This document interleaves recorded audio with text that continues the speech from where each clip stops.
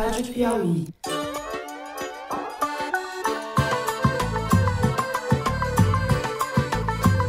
Olá, sejam muito bem-vindos ao Foro de Teresina, o podcast de política da revista Piauí. Sai o cartão de vacina, entram as joias. Saem as joias, entra o hacker. Sai o hacker, voltam as joias. Saem as joias, volta o cartão de vacina. Eu, Fernando de Barros e Silva, da minha casa em São Paulo, tenho o prazer de conversar com os meus amigos que estão lá no Estúdio Rastro, no Rio de Janeiro. Ana Clara Costa. Olá, Ana Clara, bem-vinda. Oi, Fernando. Bom estar aqui hoje. Muito bom. Igreja forte é crime fraco. E fortalecer a igreja é fazer cumprir a Constituição e o entendimento supremo de que ela não deve pagar impostos. Olá, Celso Rocha de Barros, diga lá. Olá, Fernando. Olá, pessoal. Para quem achou que ia ser só um episódio, não, já tem o segundo. Mensagens como essa, por exemplo, elas ajudam a reforçar uma memória que é latente da história brasileira, que é a memória da impunidade. Então, aconteceu, poxa, que pena, vamos olhar para frente. Muito bem, vamos sem mais delongas aos assuntos da semana. E a semana começou com o indiciamento de Jair Bolsonaro e mais 16 pessoas por associação criminosa, peculato digital, que é a inserção de dados falsos em sistema de informação. Trata-se da falsificação dos cartões de vacina do ex-presidente e da sua filha, feitos com a ajuda de outros funcionários públicos, entre eles o famigerado Mauro Cid, um dos indiciados. É até ridículo, ou é ridículo, que tenhamos chegado a isso. Um presidente da República falsificando o atestado de vacina. Mas a Polícia Federal trabalha com a hipótese de que esse caso, que vem de 2022, tenha ligação com a trama golpista, que teve vários capítulos até a sua tentativa frustrada em janeiro de 23. Mauro Cid disse à polícia que a ordem da falsificação do cartão veio diretamente de Bolsonaro, a quem era conveniente ou necessário, a depender das circunstâncias, estar legalmente fora do país quando da consumação do golpe. Esse indiciamento será o primeiro grande teste do novo Procurador-Geral da República, Paulo Gonet. Até o ano passado, tínhamos ou não tínhamos Augusto Aras no exercício dessa função. Sobre as investigações do 8 de janeiro, na semana passada, o ministro Alexandre de Moraes retirou o sigilo de todos os depoimentos da operação da PF. Surgiram daí muitas coisas novas e muitas coisas boas. Nós vamos tratar delas no primeiro bloco. No segundo bloco, a gente trata da complexa relação entre o governo Lula, a bancada evangélica no Legislativo e o eleitorado evangélico nas ruas do país. Durante a primeira reunião ministerial do ano, foi anunciado um plano de 3 frentes para equilibrar essa relação complicada. Plano que vai da inclusão de representantes evangélicos em conselhos do governo a uma tentativa de melhorar a comunicação em meio às fake news que proliferam nas redes. A gente tem a sensação de que o governo enxuga gelo nesse assunto e nós vamos tentar entender melhor por que é assim. No terceiro bloco, os 60 anos do golpe militar que lançou o país na ditadura por mais de 20 anos. Nós vamos aproveitar a efeméride para discutir as ações ou omissões do governo Lula a respeito dessa data. O presidente ordenou que tanto o Ministério dos Direitos Humanos e da Cidadania quanto o da Defesa cancelassem eventos que rememorassem o golpe, que os milicos ainda chamam, todos sabemos, de revolução. A gente vai discutir também o legado mais profundo e duradouro da ditadura na vida política do país. País que retomou a democracia nos anos 80 e viu ou está vendo ela ser seriamente ameaçada nos últimos tempos. É isso, vem com a gente.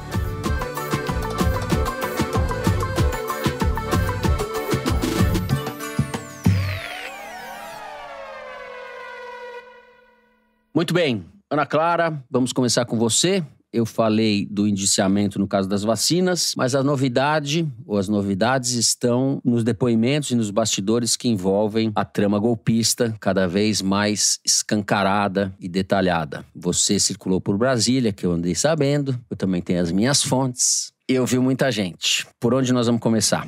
Bom, Fernando, primeiro sobre o indiciamento, realmente a questão da vacina, perto de tudo que aconteceu e de tudo que a gente ficou sabendo depois em relação ao golpe, a questão da vacina tem uma dimensão menor, né? Principalmente na questão penal ali pro Bolsonaro. Mas o que é importante a gente olhar nessa questão do indiciamento é que o modus operandi, ele pode se reproduzir nas outras questões. Então, quando o Cid diz que o Bolsonaro mandou que ele falsificasse o cartão de vacina, E ele, inicialmente, nos primeiros depoimentos, disse que tinha sido iniciativa dele, que ele que quis fazer e tal. E agora já se sabe que não, que foi uma ordem do Bolsonaro e que poderia ter uma perspectiva ali do cartão de vacinação para uma possível viagem para os Estados Unidos. Eles trabalham com essas hipóteses, né? Então, se foi assim na questão da vacina, por que não seria na questão do golpe? Por que não seria na questão do 8 de janeiro? Então, eu acho que a questão mais interessante desse indiciamento é essa. Enfim, nas conversas que eu andei tendo, uma coisa que eu queria compartilhar aqui com vocês é em relação ao curso das investigações, né? Porque muito se fala, né? Quando que Bolsonaro vai ser preso? Como é que vai ser? Todo mundo se questiona sobre isso. Segundo o que eu apurei, a Polícia Federal, ela não pretende concluir o inquérito antes de julho. Seria o meio do ano aí, mais ou menos. Aí o Ministério Público vai analisar, vai propor a denúncia, enfim, o STF tem que aceitar. Então, assim, quem tá esperando qualquer movimento para esse ano em relação a isso, o curso das investigações, o curso do processo indica que nada aconteceria esse ano. Então, essa é uma primeira coisa que eu queria compartilhar com vocês. Só para explicar, poderia ter sido pedida, ou pode ser pedida, uma prisão preventiva do Bolsonaro por alguma razão. Mas existe um entendimento geral no STF que isso seria precipitado e que, se houver o pedido de prisão, que eu acho inevitável, ele virá ao cabo depois de acabado o período de investigação, de oferecida a denúncia, depois do Procurador-Geral da República avaliar e encaminhar o caso ao STF, certo? Seria esse o roteiro, até chegar no STF. A decisão do STF a respeito de uma prisão ou não deve ocorrer antes do final do ano. É isso, mas uma prisão preventiva, nesse caso, ela ocorreria numa hipótese de tentativa de obstrução de justiça, de atrapalhar as investigações. E até agora, o Bolsonaro, ele apresentou o passaporte dele, ele não ofereceu resistência quando houve pedido de busca e apreensão, entregou o que ele tinha. Então, assim, pelo menos à luz do dia, não parece que há obstrução de justiça. Daí, o pedido de prisão preventiva fica um pouco sem objeto. E tem uma questão que se fala muito hoje, assim, nos bastidores, é que a própria divulgação dos depoimentos pelo Alexandre de Moraes tem um pouco essa função de transparência sobre o que foi feito, justamente para criar uma massa crítica na população e preparar o terreno para o que pode acontecer, né? Que as pessoas estejam informadas do que ele fez, do papel dele. E nesse ponto, os depoimentos dos comandantes são muito importantes. E aí, eu queria entrar num outro ponto do meu comentário, que é sobre esse depoimento, não tanto sobre o conteúdo deles, mas sobre a forma. Os comandantes das forças prestarem depoimento para a Polícia Federal é uma questão delicada para eles. Assim, tratar a Polícia Federal como órgão investigador do trabalho deles ou da conduta deles é complicado. Então, teve de haver uma costura ali do general Tomás Paiva, que é o comandante do Exército atual, com o Alexandre de Moraes, com o ministro da Defesa, para que esses depoimentos acontecessem sem resistência. E assim, o que se diz ali, né, segundo as fontes com quem eu conversei, que estão ligadas à investigação, essa boa vontade, digamos, dos ex-comandantes em prestar o depoimento, em dizer o que aconteceu, em colaborar com a justiça, também pode render frutos para eles dentro da própria investigação, porque há toda uma perspectiva de prevaricação ali, né? Eles sabiam que uma coisa errada estava acontecendo e não fizeram nada. Então, eles estão com muito medo de serem indiciados por prevaricação, de serem condenados, do que a gente já sabe. Os mocinhos também estão em apuros nesse caso, né? Exato. Então, aí há uma boa vontade deles em colaborar e tudo isso foi um acerto ali, uma conversa que aconteceu, também mirando esse futuro deles, né? Se eles vão entrar dentro do mesmo grupo que preparou o golpe, claro que em outra posição, ou se eles vão entrar como colaboradores e que não deixaram nada acontecer. Então, eu queria só colocar em perspectiva que esses depoimentos aconteceram dentro de uma conversa das altas esferas da República, não foram depoimentos aleatórios. E depoimentos que devem ter causado muita contrariedade dentro do meio militar, né? Muita resistência, muita crítica e muita pressão, né? Justamente por essa razão, de ser a Polícia Federal, não a Justiça Militar, que estivesse liderando essas investigações. Então, se submeter à Polícia Federal para os militares é quase uma humilhação, né? Então, muitos militares de alta patente se sentiram incomodados. Eu não gosto desse adjetivo incomodados, eu queria deixar bem claro. Eu acho lamentável, né, quando várias reportagens falam sobre militares incomodados, mas assim, é fato, eles não gostaram de ver seus representantes de mais alta patente sendo interrogados, né? Mas isso, fato consumado, não tem o que fazer, né? Mas o que eu achei curioso por isso eu quis comentar isso, é que assim, o que irritou alguns generais, alguns militares de alta patente, não foi o absurdo que foi contado no depoimento, que é um absurdo, que é uma coisa que mancha ainda mais a imagem das Forças Armadas, e sim o fato de o comandante ter se submetido a um depoimento na Polícia Federal. Então, por aí a gente já dimensiona como as coisas estão, né? E no caso do Braga Neto, a situação é exatamente o oposto. Então, no caso do Braga Neto, há digitais dele em praticamente tudo envolvendo o golpe. Era muito difícil ao longo do ano passado todo conectar o 8 de janeiro com o Bolsonaro. E com o avanço das investigações, isso tá já totalmente conectado e o Braga Neto é essa figura que fez todo o trabalho. Então, o Braga Neto é uma espécie de maestro dessa orquestra, né?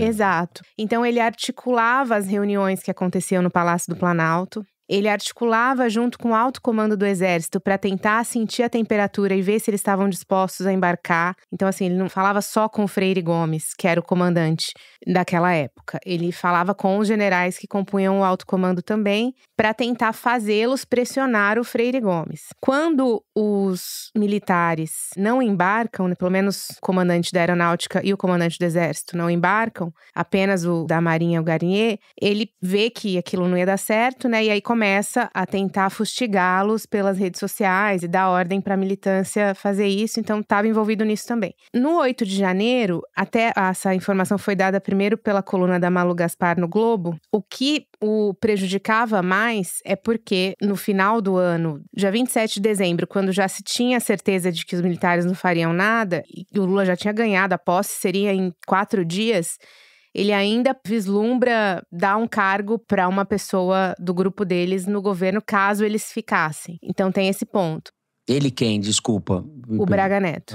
Numa troca de mensagens, ele diz que aquele cargo estava garantido se eles ficarem. Ou seja, ele ainda tinha esperança. O último ponto que o complica também é uma mensagem que foi pega do comandante do Sul do Exército, que questionava o Cid e o Braga Neto sobre a manutenção dos acampamentos em frente ao comando. Ele havia recebido um comunicado do Ministério Público para retirar os acampados. E aí ele questiona o Cid e o Braga Neto manda dizer que o documento do Ministério Público não tem valor nenhum, então os acampados podiam ficar. Então tá bem complicado pro Braga Neto nesse sentido, como autor intelectual de muitas coisas que aconteceram e como ponto de conexão, tanto das reuniões da Minuta como do 8 de janeiro. Perfeito. Celso, deixa eu te pôr nessa conversa. Braga Neto pintou o 7, como se diz, né? Você andou lendo aí em detalhes esses depoimentos, né? Isso pra você é prato cheio. Pô, excelente fim de semana, cara. Grande diversão, ficar lendo depoimento de golpista. Assim, um monte de picareta dizendo não sei de nada, não tava lá, aquelas coisas todas.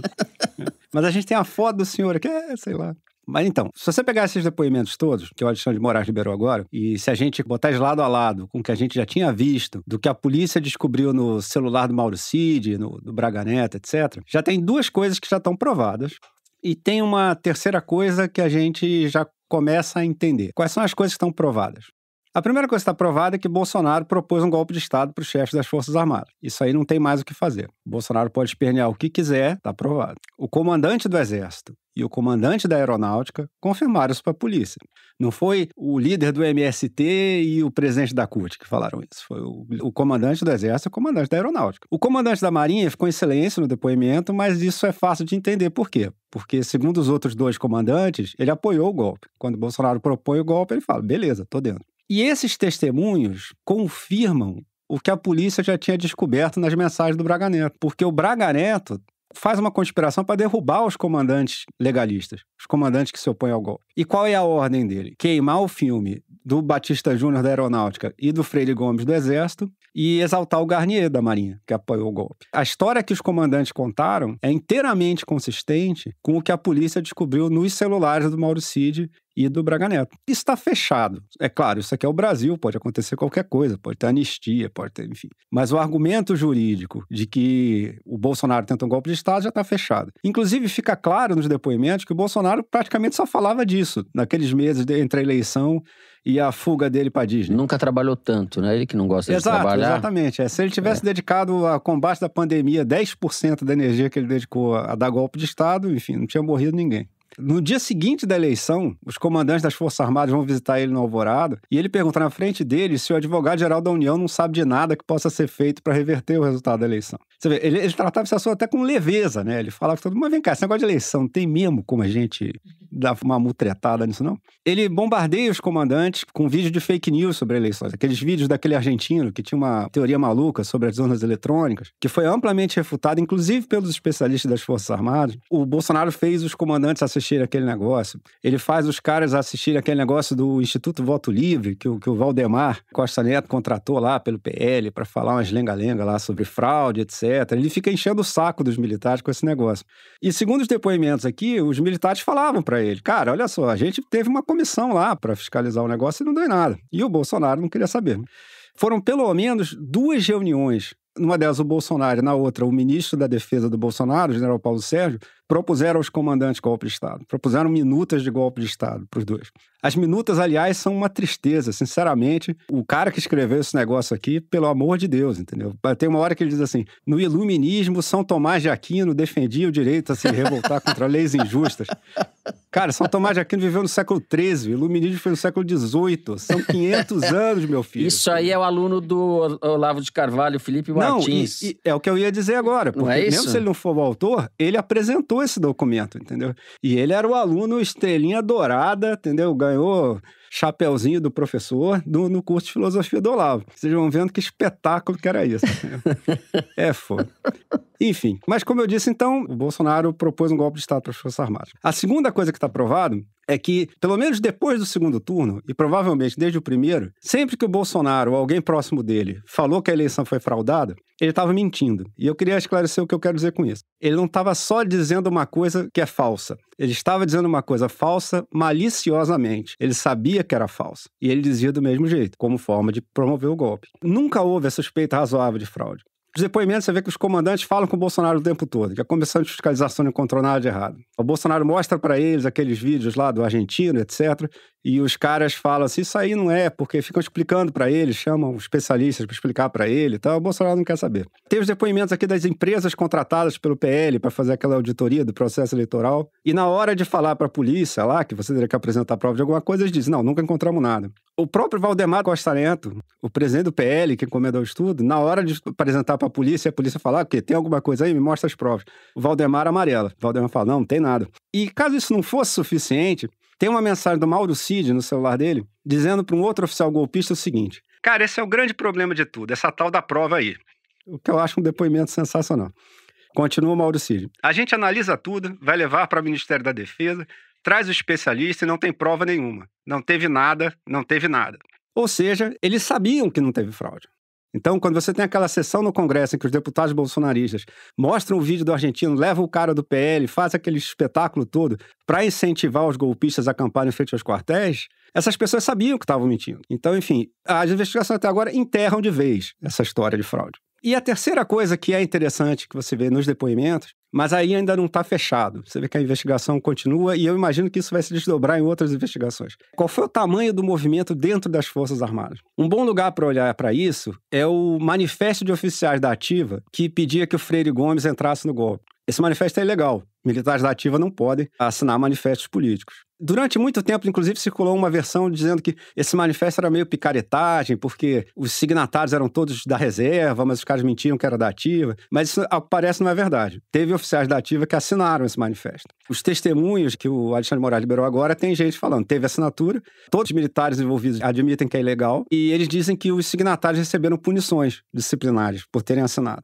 Bom, se teve punição, em algum lugar está escrito quem assinou, entendeu? Eu acho que a gente devia saber quem são essas pessoas. A Polícia Federal sabe e disse que parte dessas pessoas estavam naquelas 2 reuniões que aconteceram na Asa Norte e na Asa Sul para discutir o golpe entre oficiais da Ativa. E aí, com base nessas 2 reuniões, eles estão investigando os nomes do manifesto ali dentro. Pois é, exatamente. Ali os golpistas assinaram o nome. Pela primeira vez nesses depoimentos que apareceram, tem um oficial que admite que assinou, mas que depois diz que pediu para retirar a assinatura, que é o coronel Sérgio Cavalieri. Ele também conta que muita gente que assinou depois pediu para não divulgar.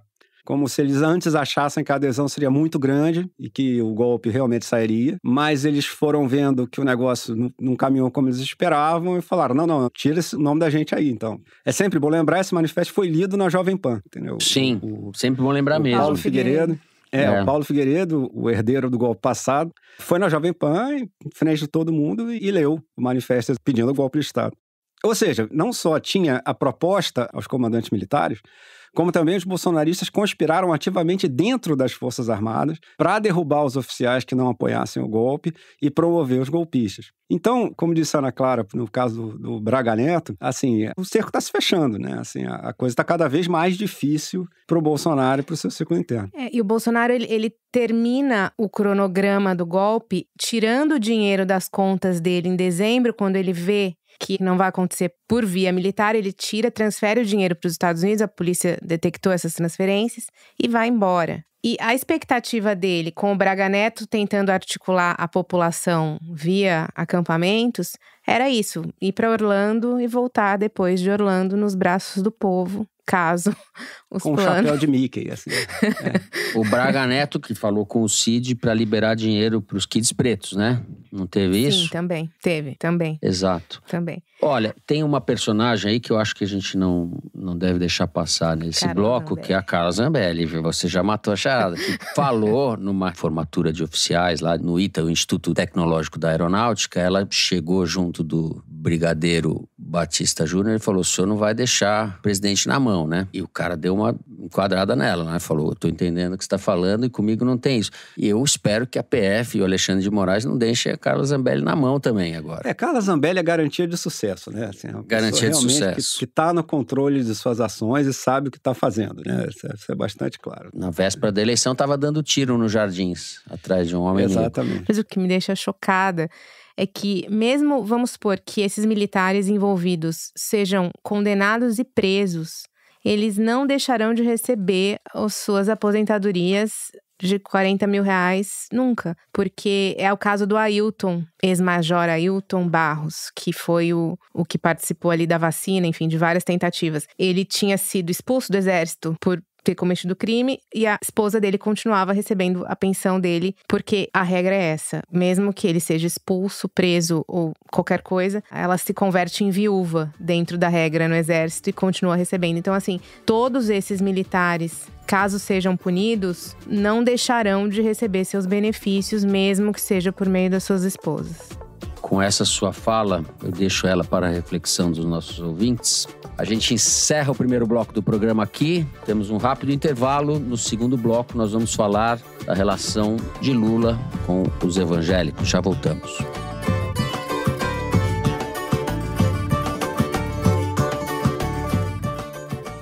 Se tudo tivesse saído como planejado, a poeta norte-americana Elizabeth Bishop não teria passado mais de alguns dias no Brasil. O país era a primeira parada dela numa circunnavigação do continente americano. Não era um destino escolhido como lar, mas uma mordida num caju e uma mulher acostumada a impor a força de vontade dela mudaram de forma definitiva a rota da poeta. Essa semana, no Rádio Novela Apresenta, a gente traz uma reportagem que saiu originalmente em outro podcast que a gente também produz, em parceria com a revista 451, o 451 MHz. É a história de duas mulheres e de um parque. Um triângulo amoroso, brigas sobre a curva das passarelas e o significado secreto dos mocassins. Vem ouvir a gente nos principais aplicativos de áudio ou no YouTube. Rádio Novela Apresenta. Toda quinta-feira, histórias que você nem sabia que precisava ouvir.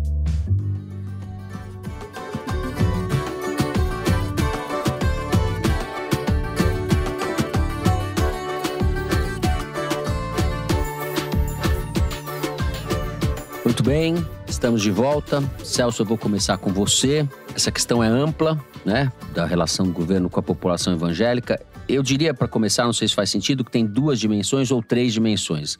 A população evangélica, de um lado, ou de uma parte, os políticos e a bancada evangélica de outra, e permeando nesses 2 lados as lideranças, ou os pastores, as lideranças evangélicas. O problema do governo, os problemas de relacionamento do governo se dão nessas duas frentes, né? Acho que a gente pode, eu não sei por onde você quer começar, ou se você quer começar mapeando o problema. A gente tem um dado novo, uma mudança estrutural na composição da população brasileira, tem 30% de evangélicos, isso não é uma coisa monolítica, é um arquipélago, né? É uma novidade que veio para ficar, uma novidade que se consolidou na última década. E temos aí um problema. Exatamente, Fernando. Eu conversei com gente do PT que está meio prestando atenção nesse problema. O que eles me contaram é o seguinte: o Lula, pessoalmente, parece convencido de que a maneira de se aproximar dos evangélicos é com a elevação geral do nível de vida. Boa parte dos evangélicos estão em camadas sociais que normalmente já são bastante foco de políticas públicas petistas. Então, na avaliação do Lula, que é muito pautado pelo que aconteceu com ele nos seus mandatos anteriores, se você conseguir elevar o nível de renda da população mais pobre, se você conseguir elevar a mobilidade social, você automaticamente vai trazer esses eleitores evangélicos pobres, não por eles serem evangélicos, mas por eles serem pobres. E, naturalmente, ninguém discute que tem que elevar o nível de vida da população mais pobre. Para o PT, isso é literalmente fundamental por causa do que se convenceu a chamar o cinturão vermelho nas periferias das grandes cidades, que eram eleitores pobres que vinham votando no PT e, quando o Bolsonaro aparece, muitas dessas pessoas, pela influência das igrejas evangélicas, vira para o Bolsonaro. O futuro do PT em eleições presidenciais, especialmente, mas também nas eleições para o parlamento, por exemplo, depende de reconquistar esse cinturão. Mas o pessoal do PT com quem eu conversei, e essa também é a minha avaliação, acha que não é só isso. O Lula está errado. Precisa de mais coisa. No episódio passado, por exemplo, a gente estava falando das pesquisas de opinião. A minha avaliação foi que a popularidade caiu porque basicamente aumentou o preço do feijão com arroz. Mas como a gente comentou sexta-feira passada, a popularidade caiu em todos os segmentos, mas caiu muito mais entre os evangélicos. Mas o aumento do feijão com arroz foi o mesmo para os evangélicos e para os não evangélicos. Ou seja, tem um filtro aí entre a realidade econômica e a visão de mundo dessas pessoas que minimiza o efeito do que o governo faz de bom e maximiza o efeito do que ele faz de ruim. E é um erro o governo não levar isso em conta. Não tentar conversar com esse público em separado para tentar neutralizar o efeito desse filtro, para tentar mudar essa visão que os evangélicos têm da esquerda. As pessoas do PT com quem eu conversei são as pessoas que no momento estão perdendo o debate. São as pessoas que acham que o governo devia, sim, fazer um esforço direcionado para os evangélicos.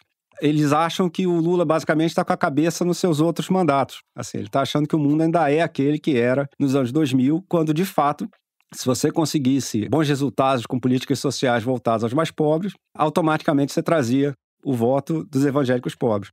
Mas essas pessoas dentro do PT acham que o Lula precisa entender que as coisas mudaram. E, em especial, que os evangélicos como movimento político se tornaram uma outra coisa desde os últimos mandatos do Lula.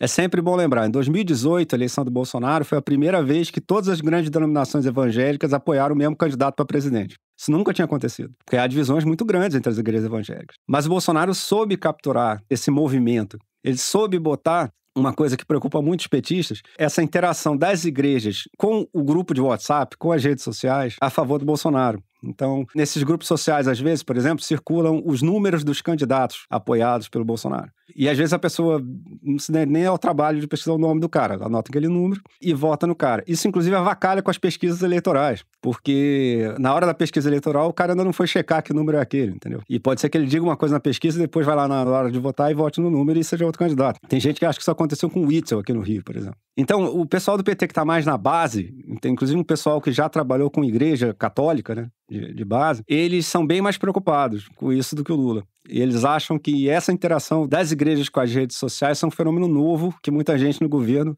ainda não entendeu. É sempre bom lembrar o seguinte, o PT tem uma origem muito enraizada na igreja católica. Se você pegar os fundadores do PT, a proporção de gente ali que começou na igreja católica é gigante. Eu li isso, inclusive, num livro muito bom. Não sei se você conhece o autor. Um dos motivos que me fez escrever um livro sobre o PT é porque essa história eu acho que não estava bem contada ainda nos livros que já existiam. Porque muito livro sobre o PT era escrito por intelectual marxista que tinha mais interesse em estudar os grupos marxistas que fundaram o PT, etc. Mas o PT é um partido de igrejeiro, entendeu? É um partido do pessoal, quem ia para a periferia lá, amassar barro, eram, a maioria das vezes, mulheres e ligadas à igreja católica. Então, o movimento sindical, se você perguntar, eu já conversei com gente que trabalhou com o Lula no Sindicato de São Bernardo. O Djalma uma Bonker 02 dele, dizia, cara, 60% do trabalho aqui para a sindicalização foi feito pela pastoral operária. Então, assim, o PT entende a importância disso. E o pessoal de militância de base entende mais, porque o PT também nasceu assim. E eles têm uma certa repulsa por muitas lideranças evangélicas de alto nível, que, segundo eles, quando vão se reunir com o governo, só falam de dinheiro. Diz que tem um monte desses grandes líderes evangélicos, quando vão falar com o governo, você acha que ele está lá falando de kit gay ou de coisa que vale? Eles estão falando de isenção fiscal, de perdão à dívida, coisas que vale. Mas, ao mesmo tempo, os petistas têm muita admiração pelos evangélicos da base, pelo aquele pequeno pastorzinho lá que está lá organizando uma igreja num lugar perigosíssimo, que ninguém tem coragem de ir. E o pessoal da Teologia de Libertação sempre disse isso, que o que eles queriam fazer era isso, era fundar a igreja em tudo que é lugar, mesmo que a igreja seja só um barraco, enfim. Então, se você for sair um pouco até do que o governo está falando para conversar com o pessoal do Partido dos Trabalhadores, eu acho que eles estão mais sintonizados com o problema do que o Lula. Eu acho que eles sabem, porque eles estão lá, vendo o que está acontecendo nas comunidades, nas periferias, etc., que tem que conversar. Por exemplo, tem uma proposta para quando você for fazer certo tipo de política social voltada aos mais pobres, como cozinha solidária, por exemplo. Chama o pastor para conversar da região, entendeu? Porque essas políticas, em geral, já trazem a proposta de envolver a comunidade na formulação.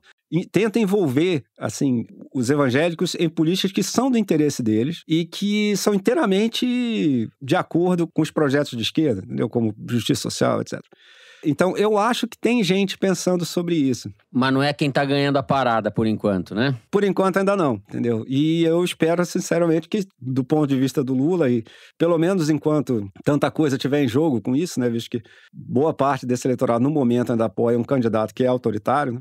Pelo menos enquanto o quadro foi isso, eu espero que o Lula reveja a sua posição, né? Porque se continuar assim, vai ficar difícil. Deixa eu pôr a Ana Clara na conversa. Você tem informações sobre o andar de cima desse problema, ou desse mundo, vamos dizer assim, que é a bancada evangélica, né? Exato. Houve uma reunião em Brasília na quarta-feira, convocada pelo ministro Alexandre Padilha, que faz a articulação política do governo, com a bancada evangélica. E para vocês terem dimensão da delicadeza do problema, os parlamentares não aceitaram nem sequer ir ao Palácio do Planalto, que é onde fica o gabinete do Padilha, para conversar. Então, eles marcaram a reunião na liderança do PSD, que é o partido do Gilberto Kassab, dentro da Câmara. Que seria, na verdade, uma zona neutra, né? O ecumênico Kassab, né? O Kassab é o ecumênico, que ele não é de esquerda, não é de centro, não é de direita. Não é que... A situação é a seguinte, assim, mesmo se o presidente Lula chamasse essa bancada para conversar dentro do Palácio, no terceiro andar, no gabinete presidencial, eles não iriam, o que seria uma humilhação para o presidente. Então essa é a situação. Nessa reunião eles discutiram a questão da PEC, que desonera ainda mais as igrejas, né? Desonera dessa vez de impostos indiretos, porque os impostos diretos elas já não pagam.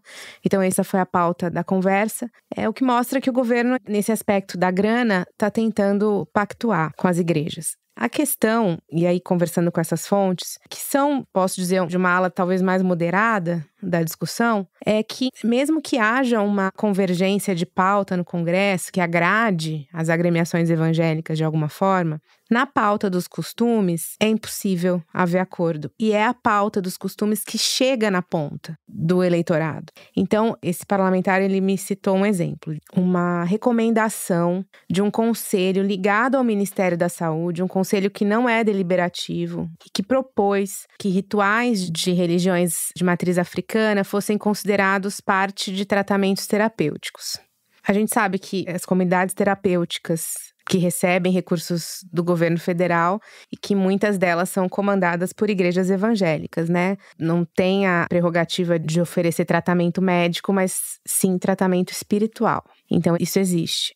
E que agora, neste governo, esse grupo estaria aconselhando a que os rituais de religiões de matriz africana também fossem considerados esse tratamento terapêutico. Isso caiu dentro dos grupos de WhatsApp do eleitorado evangélico como uma determinação do governo para que isso acontecesse. Então, o que era uma recomendação de um grupo específico se tornou um decreto, praticamente, que é como as fake news chegam, né? Elas geralmente não são mentiras completas, elas são coisas descontextualizadas, tiradas do foco, né? E foi isso que que aconteceu. Então, não adianta você ter um acerto lá em cima se lá embaixo as fake news vão de uma forma completamente incontrolável. Os grupos estão no direito, né, de querer sugerir que outras religiões também sejam consideradas nos tratamentos terapêuticos. Isso não é um problema, entendeu? O governo não deveria enxergar isso como um problema. Mas quando chega nos evangélicos, acontece isso. Então, esse é um ponto que foi citado, mas isso acontece com milhares de pautas que são propostas pelos partidos de esquerda e que são desvirtuadas na internet e que isso é como enxugar gelo, você não tem como controlar. Daí a dificuldade de um acordo, né, ali, de se ter uma relação com a comunidade evangélica como se tinha nos governos Lula 1 e Lula 2. E eu questionei até isso um pouco para os parlamentares com quem eu conversei, né, como que esse diálogo acontecia tão bem lá atrás, né, e o que eles me disseram foi isso, que você tinha lideranças que discutiam, mas que na pauta dos costumes, primeiro, a sociedade era outra, 20 anos atrás, o Brasil era muito mais conservador e o mundo também, todas as pautas, questões de gênero e todas as outras foram Não sei sendo se o Brasil discutidas. era mais conservador, hein? Acho que as duas coisas são verdadeiras. Eu entendi o que você quis falar, mas o Brasil é mais conservador hoje. Embora essas questões tenham também aparecido. Acho que as duas coisas. O Brasil avançou por um lado e retrocedeu muito por outro. Talvez os conservadores tenham ficado mais conservadores, né? Mais numerosos também. Certamente mais barulhentos, né? É. Mais barulhentos, mais numerosos e mais organizados. Bom, elegeram um presidente da República. O fato é que a sociedade mudou, então por isso, obviamente, as pautas mudaram, mas essas agremiações não conseguiram entender que isso, muitas vezes, independe do próprio governo. Por mais que o governo tente mostrar que ele não vai ser tão progressista assim para determinadas questões, que é o que o Lula está tentando fazer, quando isso chegar na ponta não adianta. Dentro do principal grupo de influência hoje sobre o Lula, a Janja tem um papel muito fundamental. E ela é uma das defensoras dessa tese de que o governo não tem que misturar política com religião e que o presidente não tem que receber pastor e se aproximar de igreja nenhuma, nem da católica, nem da evangélica. E ela influencia muito ele, a gente sabe, né? Tá dentro ali do núcleo duro do governo. E é o que o Lula tem falado, né, nos discursos dele, que política e religião não tem que se misturar. Tem acatado essas sugestões da Janja. Ainda nessa ideia da influência dela, uma coisa recente que aconteceu, que daí não tem a ver necessariamente com a questão evangélica, mas sim com a comunicação, é que ela tá querendo controlar as redes sociais do Lula, né? Isso foi uma notícia que o Lauro Jardim deu na semana passada, e o que eu apurei é que ela quer tirar isso do controle do Ricardo Stuckert, que é o fotógrafo do Lula, e aí eu fiquei surpresa, assim, de perceber que, na verdade, as redes sociais do presidente, sobretudo quando a gente tem um problema de comunicação grande acontecendo, elas estão na mão do fotógrafo, né, não é de uma pessoa especializada nisso. E aí a Janja quer ela comandar as redes a partir de agora. É até curioso, porque durante a semana você vê a disputa deles online, assim, ela é direta, então ele posta um vídeo do presidente fazendo esporte pra mostrar que ele tá forte e tal, e ela posta nas redes dela esse mesmo vídeo feito de uma outra forma pra mostrar que ela também pode fazer, e ela tem uma equipe só dela. Enfim, confusão à vista, né? Estão acontecendo os grandes debates, né? É bom saber que os grandes temas estão sendo objeto de preocupação. De muita discussão, os grandes temas. Sabe o que Sócrates disse para Alcebiades, Ana Clara? Jovem, isso não vai acabar bem. Exato. O Sócrates não acabou bem mesmo. Não acabou bem mesmo. Eu queria fazer uma menção a uma fala da Ana Carolina Evangelista, que é estudiosa das igrejas evangélicas e da relação das igrejas com a política. Ela é do ISER, né, do Instituto de Estudos da Religião, não é isso que chama? Sim, grande ISER. É um instituto de enorme prestígio. Ela esteve no podcast O Assunto, da nossa amiga Natuza Neri, que eu ouço e gosto. E ela falou algumas coisas, entre elas, o fato de que os evangélicos, como os conservadores, agora têm a perspectiva de assumir o poder, de ter uma pauta para o conjunto do país. Eles têm poder político, isso mudou. O Centrão ou os conservadores tinham antes que se associar ao PT ou ao PSDB para chegar lá. Agora eles podem chegar lá prescindindo de se aliar com esses setores indesejáveis, vamos dizer assim, os progressistas, vamos falar assim para facilitar, né? Você tem um poder desses grupos que é maior e eles têm formulações para o conjunto da sociedade, eles têm propostas de país, e é isso que está em jogo também. E daí eu acho, só para concluir, que embora as questões materiais sejam muito relevantes e o arroz e feijão e sejam decisivas, há de fato questões no mundo comportamental, aborto, orientação sexual, legislação sobre o consumo de drogas, que opõem opõe os progressistas e os evangélicos, a visão de mundo. Não quer dizer que os evangélicos sejam intrinsecamente bolsonaristas, não são. Mas tem uma visão de mundo mais conservadora e a gente vai ter que lidar com isso. Não sei como. Ainda bem que eu não sou político, Celso. Né? Não, mais um pra lista. Ainda bem que não sou eu que tenho que resolver esse problema. Exato. Eu vou encerrando o segundo bloco do programa. Vamos para um rápido intervalo. Na volta a gente vai falar dos 60 anos do golpe militar. Já voltamos.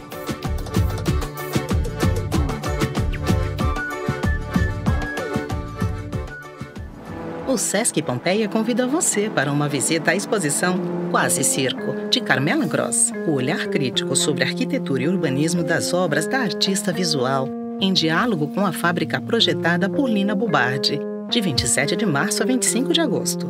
Entrada gratuita e livre para todas as idades. Saiba mais em www.sescsp.org.br/Quase Circo.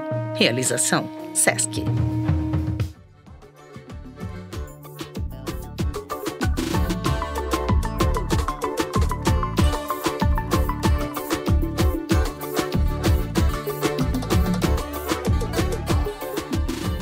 Muito bem, estamos de volta, Ana. Vamos começar com você. Esse assunto que também é interminável, nesse assunto também o governo está na defensiva, né? Para fazer uma analogia com o bloco anterior. Eu passo a bola para você, a gente pode começar falando do presente, para depois o Celso arrematar o legado mais duradouro dessa tragédia brasileira que foi o golpe de 64. Bom, Fernando, o que é preocupante nesse caso é o que aconteceu por parte do governo de proibir as manifestações críticas aos 60 anos do golpe. É uma questão de convicção e não de estratégia. O presidente Lula, ele está convicto que é necessário deixar para trás 64 e pensar no 8 de janeiro, que na visão dele não necessariamente são coisas interligadas. Então, internamente ele diz que o general Tomás Paiva, por exemplo, o comandante do Exército, com quem ele está desenvolvendo uma relação muito boa, tinha 10 anos nos anos 60, quando teve o golpe de 64, e não tem nenhuma memória daquilo, que é uma besteira a gente repisar desse jeito, a gente tem que olhar para o futuro. E ele chegou a comentar internamente com auxiliares dele que o JK perdoou os 4 generais golpistas. Sem esquecer que depois esses generais foram os que deram o golpe. O JK depois se deu meio mal. Exato, e foi caçado por eles. Então ele fala internamente admirar a grandeza do JK em relação a isso e tá se dando muito bem com o Tomás Paiva. E ele ficou especialmente satisfeito quando, na cerimônia de 1 ano do 8 de janeiro que aconteceu em Brasília, em que o Arthur Lira não estava presente e tal, havia uma tensão no ar sobre a presença dos comandantes das Forças Armadas. Se eles iriam, se não iriam e tal, e os 3 foram. Então o Lula está confiando, na verdade, na palavra desses militares, acha que a relação está se consolidando e ele não quer atrapalhar isso e também não acha importante, que eu acho que é o mais preocupante disso tudo. E aí, você vê a diferença em relação ao ano passado, né? No ano passado, o Flávio Dino, quando era ministro da Justiça, e o Silvio Almeida, ministro dos Direitos Humanos, foram ao Chile, nos 50 anos do golpe lá. Fizeram discursos. 50 anos do golpe do Pinochet contra o Salvador Allende, em setembro de 73. Exato, houve uma grande cerimônia do governo chileno, do presidente Gabriel Boric. Eles compareceram e naquela ocasião, inclusive o Flávio Dino, especialmente, disse que financiaria a construção do Museu da Verdade, também no Brasil, que é o museu que existe no Chile, que conta a história da ditadura. E aí, foi anunciado esse ano que esse museu não será construído. Então, assim, além da proibição de qualquer crítica pública do governo, todas essas iniciativas da restauração da Comissão da Verdade, há uma convicção do presidente Lula que não é o momento para isso. E aí, eu queria aproveitar só para lembrar que, em 2010, que eu acho que isso conecta um pouco com aquilo que o Celso falou dos evangélicos, né, que é economia estúpido, né? Que quando as pessoas começarem a sentir a melhoria econômica, as coisas mudam. Veja bem, em 2010, o governo Lula 2 saindo com mais de 70% de aprovação, o PIB crescendo 7,5%, economia bombando, teve a cerimônia de formatura dos cadetes da AMAN, que é a escola de cadetes lá de Resende, que é inclusive onde o Bolsonaro se formou. E nessa cerimônia, eles escolhem o patrono da turma. E o patrono escolhido em 2010 foi o Médici. E naquele episódio, o ministro ministro da Defesa era o Nelson Jobim, e ele fez um discurso, era um discurso que não estava previsto, pegou o microfone para falar e falou assim, olha, o exército deveria esquecer o passado e se lançar no futuro, no sentido, como que vocês vão homenagear o ditador na turma de 2010? E foi super criticado, o filho do Médici estava naquela cerimônia e saiu, foi um constrangimento ali. E o Médici, enfim, dá pra gente falar o pior, né, Celso? Comparar o ruim com o pior sempre é desagradável, mas o período Médici é o mais sanguinário da ditadura. É o período realmente atroz da ditadura, onde a tortura funcionou a todo vapor. Exato, e 2010 era pré-Bolsonaro, né? O Bolsonaro não era uma celebridade da internet como ele se tornou a partir do impeachment.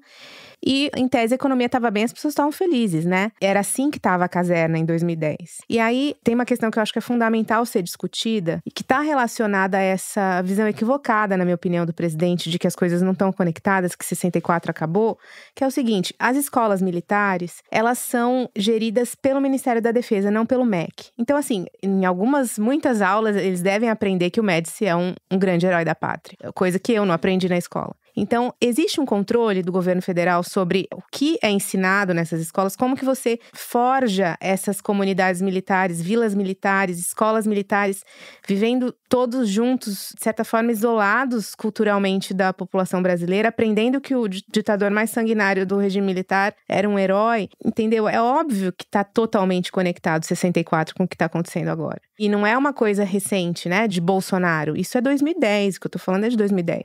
E também não acho que é a própria crítica pública de 64 que transforma. Transforma quando você muda o sistema de educação, transforma quando você deixa de pagar uma aposentadoria para um militar golpista que tramou um golpe e pode ser condenado e preso. Isso você muda, né? Mas assim, não existe a menor discussão de mudar esses dois pontos. Seja a questão previdenciária dos militares ou a questão da educação. Isso, assim, não é nem conversado, não existe nada a respeito. Perfeito, Ana. Celso, em 2010, como disse a Ana, parecia que a ditadura tinha ficado para trás, né? Em 2024, a gente não pode falar isso. Quando foi aprovada a Comissão da Verdade, boa parte da direita apoiou aquilo. Assim, não foi um negócio assim que foi super polarizado. Isso foi 2010, 2011? Eu acho que começa em 2010. E foi instalada no governo Dilma, né? E a Dilma foi a grande patrona, né, da história toda. E eu acho que isso é importante para entender o que aconteceu agora, porque eu acho que parte dessa decisão de não fazer eventos sobre o golpe, etc., se origina de um certo tipo de atitude que existe dentro do PT, que é um certo reflexo de fazer tudo o contrário do que a Dilma fez quando estava no governo. Uma certa ideia assim, a Dilma caiu, a Dilma foi inábil. Entendeu? Então a gente não vai fazer o que ela fez. Isso tem um lado bom, que, por exemplo, não vamos fazer o que ela fez na economia, por exemplo. Isso é uma boa ideia, não é para fazer mesmo. Agora, também não é para ser contra a Dilma, nos momentos em que a Dilma foi corajosa e, enfim, muito melhor do que os outros presidentes, como nesse caso da Comissão da Verdade, né? Bom, se você pegar a velha guarda do PT, obviamente todo mundo é a favor da Comissão da Verdade, porque muita gente ali foi guerrilheiro, muita gente foi torturada, muita gente foi sindicalista que foi preso. Enfim. Mas também tem gente que já começou depois e que já é mais político profissional, que na época da Comissão da Verdade achava assim, olha, os militares estão quietos lá, entendeu? Há vários anos que eles não dão trabalho nenhum para o poder civil, deixa eles lá, entendeu? Cavuca isso aí não. Isso aí existiu e foi derrotado. E eu acho que essa ideia um pouco ressurgiu agora, essa ideia de que, bom, o objetivo é fazer os militares voltarem à situação que eles estavam nos governos FHC e Lula. Agora, eu acho isso meio equivocado porque, para começar, não é a esquerda que está botando isso na mesa no momento. Quem trouxe isso para a discussão pública agora foi o bolsonarismo, como exaltação do golpe militar, entendeu? Então, assim, se a esquerda não quiser participar da conversa, a conversa vai continuar acontecendo, porque os bolsonaristas falam muito disso. Então, assim, eu acho que, nesse caso, como no caso dos evangélicos, eu acho que a cabeça do Lula ainda está um pouco nos anos 2000. Num momento em que, realmente, talvez se você não provocasse os militares, para usar uma expressão muito ruim, talvez eles ficassem quietos, entendeu? Assim, talvez eles não se metessem em política, entendeu? Eu não sei se isso é verdade, mas, enfim, é pelo menos discutível essa possibilidade. Agora não é, porque o Bolsonaro radicalizou esses caras. Olha o que a gente falou no outro bloco, assim, de os caras fazendo manifesto por golpe. Nunca tinha acontecido isso na Nova República, entendeu? E manifesto oficial da ativa era raro mesmo na época do Getúlio, etc. Teve o manifesto dos coronéis lá, umas coisas dessas, mas era muito raro, porque é um negócio muito grave. Então, assim, essa é uma conversa que já saiu do controle da esquerda. Então, a esquerda não tem como fazer ela parar. E por isso mesmo eu acho que ela devia participar. E a propósito, se tem general aí, uma coisa que vale, incomodado de ficar falando dos mortos e torturados, etc., tem bastante mais coisa para se falar da ditadura militar. Por exemplo, economia. Os defensores da ditadura militar gostam de falar do milagre econômico. No começo dos anos 70, o Brasil teve alguns anos de crescimento bastante alto, uma média de 10% ao ano. Mas isso é papo furado. Na verdade, isso não tem nada a ver com a ditadura. A média de crescimento dos anos da ditadura foi a mesma média de crescimento do período democrático anterior, da época do Getúlio, do Juscelino, etc. E também não foi por causa da democracia. Essas altas taxas de crescimento acontecem uma vez só na história do desenvolvimento dos países modernos, quando você está fazendo o êxodo rural, quando tem gente saindo de setor agrário bastante atrasado para atividades mais produtivas na cidade, quando você está tendo uma transição demográfica, enfim, tem uma série de eventos nesse processo de modernização que, em geral, geram taxas de crescimento mais altas. Se você for olhar agora no mundo, quem são os países com maior crescimento, provavelmente são países pobres fazendo esse processo. A China fez isso recentemente, com atraso. Então, assim, essas taxas de crescimento não tem nada a ver com a ditadura. O que a gente precisa lembrar da ditadura é na hora de explicar por que esse período de alto crescimento, de êxodo rural, etc., de transição demográfica, não gerou uma sociedade desenvolvida, como aconteceu nos países do leste asiático, por exemplo. Graças à ditadura, a gente desperdiçou esse período sem educar a população brasileira, por exemplo. Então, quando você chega no final dos anos 70 e esse modelo começa a fazer água, a condição para participar das cadeias de produção global, por exemplo, tem uma mão de obra super qualificada, como tinham os asiáticos, que investiram em educação durante esse processo. A ditadura não fez isso. O investimento em educação da ditadura era muito baixo. As políticas sociais, até a Constituição de 88, na história brasileira, são muito rudimentares. Então, quando você olhar para os níveis de crescimento do leste da Ásia e comparar com o do Brasil e ver que o Brasil está muito atrás, entendeu? Agradeça seu general, porque foi graças a essa turma aí que a gente perdeu essa janela.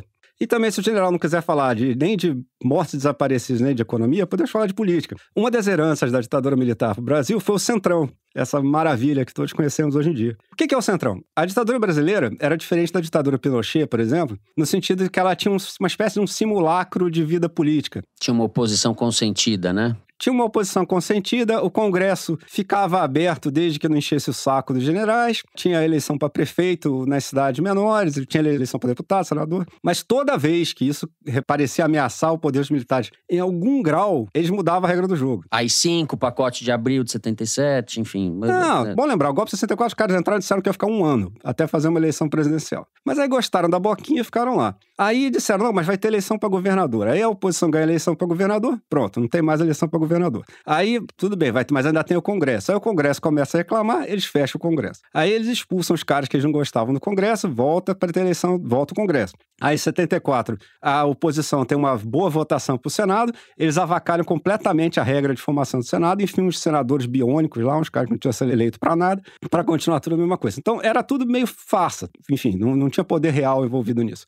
Mas tinha uma classe política. E é com essa classe política que o Brasil precisa construir sua democracia. Quando acaba a ditadura, a democracia brasileira herda essa classe política. E essa classe política tinha 2 características. Primeiro, ela era predominantemente de direita, porque a ditadura era de direita e perseguia a esquerda. Então, os parlamentares de esquerda do velho PTB, por exemplo, que apoiava o Getúlio, foram caçados, foram exilados. Tem pelo menos um parlamentar que foi morto, o Rubens Paiva.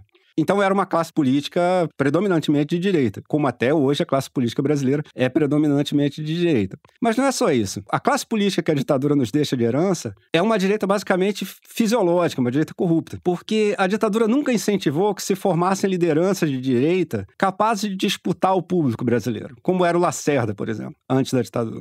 A ditadura, inclusive, caçou o Lacerda, que foi um dos principais apoiadores do golpe, porque ela não queria esses políticos de direita com capacidade de reflexão, com capacidade de proposição para o grande público. Esse papel os militares queriam para eles. Então, o tipo de direita que a ditadura promoveu é o político que vende apoio para o executivo. É um político conservador e ladrão, especializado em vender o seu apoio ao executivo. Político conservador ladrão que vende apoio ao executivo é praticamente a definição do Centrão. E esse pessoal sobreviveu na ditadura. Assim como eles vendiam apoio para os militares, passaram a vender apoio para os vários governos democráticos e eles estão na origem de praticamente todos os grandes escândalos de corrupção. E falando em corrupção, é sempre bom lembrar que essa história de que na ditadura militar não tinha corrupção é mentira, entendeu? Isso é papo furado. Esparrela. Isso é bizarro, entendeu? Isso aí exatamente, é uma mutreta muito sem vergonha. No livro da Malu Gaspar, por exemplo, sobre a Odebrecht, ela conta que a Odebrecht entra no circuito das grandes empreiteiras com a ditadura na hora de fazer a usina nuclear brasileira. Vamos parar para refletir sobre isso por um segundo. A empresa não estava entre as grandes empreiteiras e deram para ela fazer a usina nuclear. E depois de fazer a usina nuclear cheio de problema, com um monte de coisa que deu errado, Angra 2 e Angra 3, eles ganham a concessão sem licitação. Os generais deram para a Odebrecht as obras de 2 usinas nucleares sem licitação. Se você quiser achar que isso aí foi limpo, bom, boa sorte, filho, mas eu suspeito da sua ingenuidade. Então, assim, se os militares não querem que a gente fale sobre mortos desaparecidos, eu lamento, eu acho que a gente devia falar sobre isso, mas tem bastante outras coisas para a gente falar sobre a ditadura militar, e eu também não acho que eles vão gostar, não. Bom, tivemos uma aula aqui de Celso Rocha de Barros. Sem modéstia, eu vou falar, se o governo Lula não quer discutir a ditadura, o Foro de Teresina quer, né? Exatamente. A gente discute. Então, encerro o terceiro bloco do programa por aqui, em grande estilo. Nós vamos direto para o Kinder Ovo ou tem intervalo? Programa vendido isso daí, cheio de anúncios. Vamos pro intervalo e na volta, Kinder Ovo para a diversão de vocês.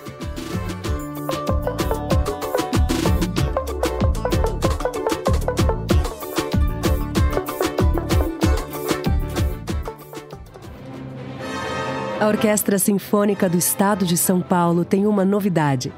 Agora você pode assistir a concertos nas tardes de sexta, às 14h30 e embarcar num fim de semana com muita música. É a série OSESP 2h30, que conta com 9 apresentações na Sala São Paulo, com ingressos a R$ 39,60 inteira. Confira a programação e garanta seu lugar em osesp.arte.br.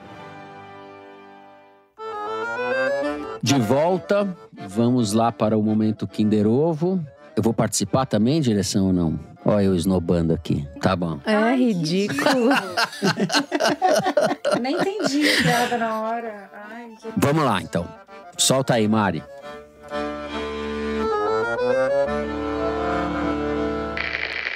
Por exemplo, a mulher do presidente foi no meu apartamento também e roubou meu cofre. Luciano Bivar. Então essas coisas também são acusações. Eu cedi confiantemente um segredo e ela roubou todo o dinheiro. Começou a hegemonia.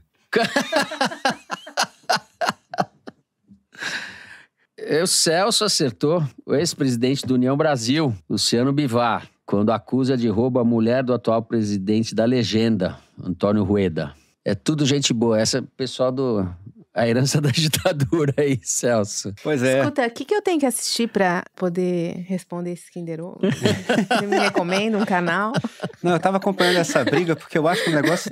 Essa briga do União Brasil, eu acho que um negócio tão baixaria, muito. Entendeu? É que nem a pessoa que gosta de acompanhar aquelas fofocas muito trash. É pedagógico, né? Bom, depois deste momento glorioso de Celso Rocha de Barros, vamos para o Correio Elegante. Vamos ver o que nos enviaram nossos ouvintes queridos depois que voltamos aos tocadores. Eu vou começar com o tweet do @Perbian, que puxa a nossa orelha. Ele fala assim: voltaram e eu acho muito bom, mas vamos ter que reconstruir nossa relação, ok? Ok, Perbian. Estamos dispostos a... Como é que é? Fazer uma DR, é isso, Mari? É assim que fala? Perbian, relaxa e vem. Só vem, Perbian. Perbian, vem com nós. O Paulo Goulart, de Santa Catarina, que nos escreveu o seguinte: sou aluno de Ciências Biológicas da UFSC e conheci o podcast pela Dani, coordenadora do curso e professora de evolução. Teoricamente, o foro nunca saiu da minha rotina. É que quando ele terminou, sofri um baque. Tive que parar minha faxina em casa e ir atrás de outro podcast. Mas sem conseguir encontrar, decidi ouvir desde o primeiro episódio. Semana passada, quando vi que o foro voltou, eu estava escrevendo meu TCC na mesa de estudos do laboratório. Simplesmente dei um pulo e ninguém entendeu nada. Estou muito feliz. Deixo aqui um abraço para vocês, para Dani e para o meu namorado Matheus, que não é ouvinte fixo, mas um ouvinte forçado por mim. E Paulo, que bom saber que você maratonou o foro todo esse tempo, não nos abandonou. Paulo, Valeu. Um abraço, muito bom. Pulo no laboratório. A Adriana Vale mandou um e-mail em tom poético e quase dramático. Numa reviravolta digna da mítica Fênix, Começou bem. O Foro de Teresina retorna como um alívio no auge das mais ardentes temperaturas políticas e atmosféricas. Fernando, qual João de Barro na construção de seus ninhos, molda suas reportagens com meticulosidade e talento. Agora acompanhado por parceiros sensacionais, olha só. A colaboração de Celso conferindo solidez à narrativa como uma rocha inabalável. Ana Clara, cuja luz própria ilumina cada detalhe da informação, perdure eternamente. Que o Foro prospere, se fortaleça e, por favor, não nos abandonem jamais. Adriano, eu nem sei o que te dizer, cara. Só obrigado. Muito espero que bom. A gente esteja à altura aí desse texto. Eu vou enquadrar isso daí. Adriano, você tá certíssima. Ficou bonito, né? Os meus parceiros são sensacionais. Parceiro e parceira. Fora a turma que tá na cozinha aí, vendo, se divertindo, ficando aflita, que a gente estoura o tempo, fala umas bobagens e tal. Pessoal que puxa a orelha e depois acerta as bobagens.